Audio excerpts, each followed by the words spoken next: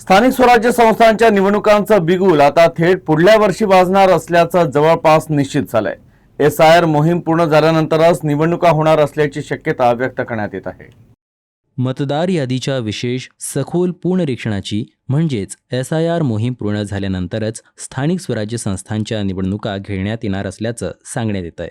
सर्वोच्च न्यायालयाच्या निर्देशानंतर स्थानिक स्वराज्य संस्थांच्या निवडणुकांची प्रक्रिया सुरू झाली होती. मात्र राज्यातील मतदार याद्यांचे SIR अभियान सुरू असल्यानं त्याचा थेट परिणाम निवडणूक कार्यक्रमावर होण्याची शक्यता आहे.